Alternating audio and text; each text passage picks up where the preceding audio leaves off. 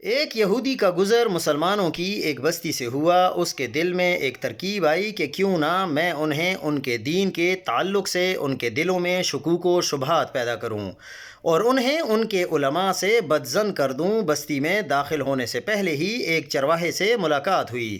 یہودی نے سوچا کہ کیوں نہ اسی جاہل سے اس کی ابتدا کی جائے اور اس چرواہے کے دل و دماغ میں اسلام کے خلاف شکوک و شبہات پیدا کیے جائیں۔ یہودی نے اس چرواہے سے ملاقات کی اور کہا کہ میں ایک مسلمان مسافر ہوں۔ باتوں ہی باتوں میں یہودی کہنے لگا کہ ہم مسلمان قرآن مجید کو یاد کرنے کے لیے کتنی مشقت اٹھاتے ہیں، جبکہ یہ قرآن 30 اجزاء پر مشتمل ہے، لیکن قرآن میں بے شمار آیات متشابہ ہیں جو ایک جیسی ہی ہیں۔ بار بار دہرانے کی کیا ضرورت ہے؟ اگر متشابہات کو نکال دیا جائے تو قرآن اور بھی مختصر ہو جائے گا اور یاد کرنے میں بہت آسانی بھی ہو جائے گی۔ چرواہا اس کی بات غور سے سنتا رہا اور خاموش رہا۔ جب یہودی کی بات مکمل ہوئی تو چرواہے نے کہا کہ واہ، تمہارا خیال تو بہت اچھا ہے۔ یہودی دل ہی دل میں بہت خوش ہوا کہ یہ چرواہا میرے جال میں آ گیا ہے۔ پھر اچانک چرواہے نے کہا کہ میرا ایک سوال ہے۔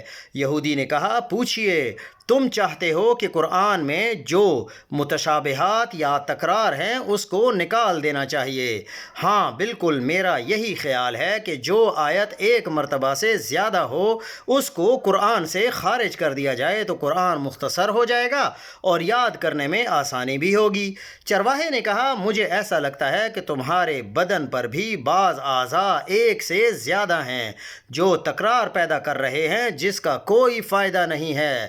کیوں نہ تمہارے 2 ہاتھوں میں سے ایک ہاتھ کو کاٹ دیا جائے، 2 پیروں میں سے ایک پیر ہی رکھا جائے، اس لیے کہ یہ تکرار ہے۔ 2 آنکھوں کی کیا ضرورت ہے؟ کام تو ایک آنکھ سے بھی پورا ہو سکتا ہے۔ کیوں نہ تمہاری ایک آنکھ بھی نکال دی جائے؟ 2 کان اور 2 گردوں کی کیا ضرورت ہے؟ اس میں بھی تکرار ہے۔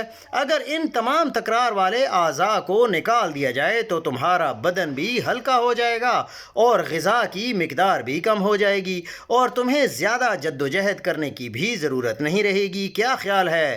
یہودی اپنا سیاہ منہ لے کر فوراً اٹھ کھڑا ہوا اور اپنی راہ لے لی۔ زندگی بھر یہی سوچتا رہا کہ جب مسلمانوں کے چرواہے کی یہ فکر ہے تو ان کے علماء کے افکار کیسے ہوں گے۔